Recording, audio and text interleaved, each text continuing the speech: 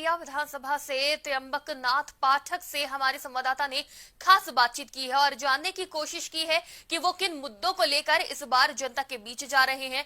अगर जनता इस विधानसभा से जीत दिलाती है तो सपा उम्मीदवार मुख्य तौर पर कौन से जरूरी काम करेंगे। आपको छोड़ के जाते हैं इस रिपोर्ट के साथ, देखिए हमारे संवाददाता से क्या कुछ बातचीत हुई है। हनुमानबाग चकोही में और हमारे साथ जो है एक चर्चित चेहरे हैं जो हर्रैया विधानसभा क्षेत्र के माने जाते हैं, जिनका नाम है त्र्यंबक नाथ पाठक। लगातार 2002, 2007, 2017 में भी कई पार्टियों से लड़े और फिर अब इस समय 2022 विधानसभा चुनाव में पूरी दमखम के साथ क्षेत्र में भ्रमण कर रहे हैं और जनता के बीच जा रहे हैं अपने मुद्दों को लेकर। तो हम इनसे बात करते हैं आखिर 2022 में किस तरीके से अगली पार्टियों के नेताओं को मात देते हुए जो है अपनी जीत दर्ज कराएंगे। तो सबसे पहले पाठक जी, आपका बहुत बहुत स्वागत है। धन्यवाद भैया। अच्छा, आप किन किन मुद्दों को लेकर जनता के बीच में जा रहे हैं और किस तरीके से आप यहाँ अपनी जीत हासिल करेंगे? भैया, एक तो सबसे बड़ा मुद्दा है इस क्षेत्र में, माझा क्षेत्र है, बंधा नदी किनारा है, फसल बर्बाद हो जा रही है। सैकड़ों की संख्या में रात को जानवर आते हैं और सबका आहार करके चले जाते हैं। सरकार तो कहती है तमाम गौशालाएं, तमाम सब कुछ खुलवाए हुए नहीं हो पाता। एक हमारे प्रधान जी हैं, नाम नहीं लेंगे, परशुरामपुर के, तो उन्होंने गौशाला बनवाया तो लोगों ने पूछा क्या कर रहे हैं, तो हम सलाटर हाउस बनवा रहे हैं। 50 जानवर, 50 गायें वहाँ जाकर मर गई। आप बताइए, 1 रुपया किलो भूसे का दाम सरकार देती है। 1 रुपया किलो, वो भी निश्चित है कितने ही किलो उसको खाना है। तो क्या माना जाए, मतलब ये जो गौशाला सरकार दावा करती है कि हमने तमाम गौशालाएं खोली, तो एक जमीनी स्तर पे खोखलापन है इसमें। नहीं, कहीं गौशाला आप देखे हों उसमें जानवर हो, उनके रहने की व्यवस्था हो, उनको खाने की व्यवस्था हो, कहीं आप पूरे क्षेत्र में एक देख लीजिए तो बताइएगा।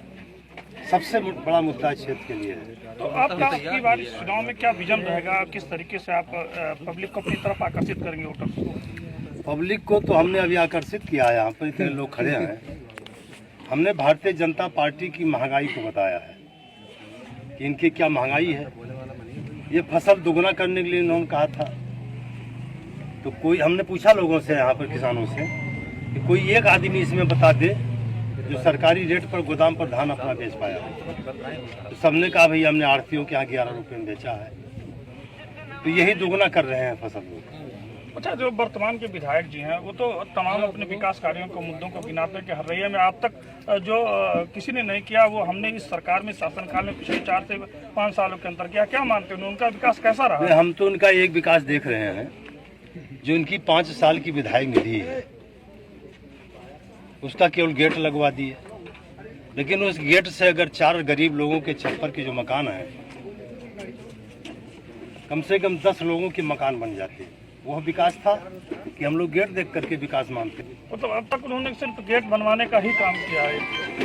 नहीं, यही नहीं किया है। कम से कम 50-60 करोड़ रुपए की उनकी बिल्डिंग बन रही है लसगटा में, जिस विकास को भी देख लीजिए। सही कह रहे हैं, जब से विधायक हुए तब से आप तक हमारे सांसद 14 में लोकप्रिय सांसद चुने गए और हमारे तक के क्षेत्र में वहीं तक दिखाई आप नहीं लोग पड़ा। सुनिए, तब क्या थे, अब जाकर देख लीजिएगा। अब वो ब्राह्मण बन के ब्राह्मण गाँव में आकर के अजय सिंह के लिए वोट मांग रहे हैं। 5 साल उन्होंने कुछ नहीं किया, न सांसद ने किया, न विधायक ने किया, न इस सरकार ने किया। इस सरकार में केवल महंगाई बढ़ी है। अच्छा, इस देश में सबसे बड़ा जो मुद्दा है किसानों का, काफ़ी समय तक किसानों जो है दिल्ली बॉर्डर वहाँ पर धरनारत रहे और बाद में सरकार बैकफुट पे आई और किसान बिल को वापसी लिया। तो क्या मानते हैं कि अब की बार किसान सपा की तरफ, आपकी पार्टी की तरफ रुझान अपना दे रहे हैं? देखिए, किसानों की जो समस्या थी सरकार ने क्यों वापस ले लिया? बहुत अच्छा कानून उन्होंने बनाया था कि बहुत अच्छा कानून है, तो वापस क्यों ले लिया? लेकिन हमारी सरकार ने, जो हमारे घोषणा पत्र में है, हमारे राष्ट्रीय अध्यक्ष जी ने कहा है कि सरकार बनने के बाद एमएसपी लागू करेंगे। एमएसपी मतलब कानून जब बन जाएगा, अभी हमने बोला है इसमें, अगर 20 रुपया सरकार की रेट तय है तो उससे नीचे कोई आढ़तिया, कोई बनिया नहीं ले पाएगा ना। हमारे राष्ट्रीय अध्यक्ष जी ने कहा है, यहीं अभी आप लोग थे वहाँ पर, गन्ने का मुद्दा था, तमाम मिलों से उसका आज तक पैसा नहीं मिला। ये हमारी पार्टी ने कहा है, हमारे राष्ट्रीय अध्यक्ष जी ने कहा है, सरकार बनते हुए 15 दिन के अंदर गन्ने का भुगतान हम करा देंगे। उसके लिए जो भी व्यवस्था करनी पड़ेगी हम करेंगे। अच्छा, इस विधानसभा क्षेत्र में देखा जाता है कि ब्राह्मण और दलित वोट कहीं न कहीं निर्णायक की भूमिका निभाते हैं, तो क्या मानते हैं इन वोटरों को कैसे आप अपनी तरफ, अपनी पार्टी की तरफ करेंगे? नहीं, हम जातिगत बात तो नहीं करेंगे आपसे। ब्राह्मण है ये सही है, रिश्तेदारियां होंगी ब्राह्मण में होंगी, लेकिन हम सर्व समाज की बात करते हैं। गरीब अमीर सारे लोग हमारे साथ खड़े हैं। इसमें देख लीजिए सब ब्राह्मण नहीं है, न सब दलित है। और दलित तो भटक गया, पार्टी टूट गई ना, वो बसपा खत्म हो गई। दलित तो भाग रहा है, चाहे सपा में जाए, चाहे भाजपा में जाए, चाहे कांग्रेस में जाए, तो खत्म है, उनका मुद्दा खत्म है। माननीय हमारे पूर्व मंत्री जी 15 साल राज किया है, बैक कर दिया लोगों ने, हरैया के लोग। चुनाव देखा जाए जिस तरीके से चरम पे है, आज ही आपकी पार्टी में कई लोग सैकड़ों समर्थकों के साथ जो है रुधौली के पूर्व चेयरमैन समेत और कई लोगों ने जो है सपा का दामन थामा है। तो ऐसे में क्या लगता है कि भाजपा को कड़ी टक्कर मिलेगी इससे? आप देख लीजिएगा, ये काउंटिंग के बाद इस बात को नोट कीजिए 58 सीटों का चुनाव हुआ है, उसमें 50 सीट जीत रही है समाजवादी पार्टी। पिछले बार तो कुछ नहीं था ना, एक चरण का चुनाव हुआ है। निश्चित रूप से सरकार बहुमत से बनने जा रही है, और माननीय अखिलेश यादव जी की लोकप्रियता पर, उनकी ईमानदारी पर, उनके घोषणा पत्र पर 12 से 17 तक 2 साल बाद में उन्होंने विकास शुरू किया, जो आज दिखाई पड़ रहा है। चाहे लखनऊ आगरा एक्सप्रेस वे हो, कुशीनगर का एयरपोर्ट आधारशिला उनका रखा हुआ था, पूर्वांचल के लिए उन्होंने बजट अलाउट किया था, जो पूर्वांचल एक्सप्रेस वे बना। चाहे आप लखनऊ में जो मेट्रो चल रही है, अखिलेश जी की देन है, इन्होंने कुछ नहीं किया।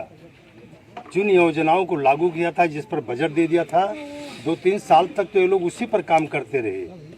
अभी हमारे यहाँ तमाम सड़कें, आप पटखापुर से कोहराई ले लीजिए, सपा सरकार में शुरू हुई थी, और पत्थर तोड़वा करके हरीश जी सांसद विधायक जी उस पर पत्थर लगवाए। तो आप देखिए, अभी हमने बात किया जो हरैया विधानसभा क्षेत्र के इस समय जो चुनाव लड़ रहे हैं सपा प्रत्याशी के रूप में त्र्यंबकनाथ पाठक जी से, और इन्होंने तो बताया कि अगर मेरी सरकार बनती है, जनता यहाँ से हमको जीत दिलाती है, तो जो भी जुमलेबाजी इस जनता के साथ धोखा किया गया है, हम धोखा देने का काम नहीं करेंगे। कहीं न कहीं किसानों के हित से लेकर शिक्षा, स्वास्थ्य, तमाम ऐसे मुद्दे हैं जुड़े, जिन पे हम कार्य करेंगे। निश्चित तौर पे इस विधानसभा को हम आगे की तरफ उन्मुख करेंगे। तो कैमरामैन अतुल कुमार के साथ रजनीश पांडे।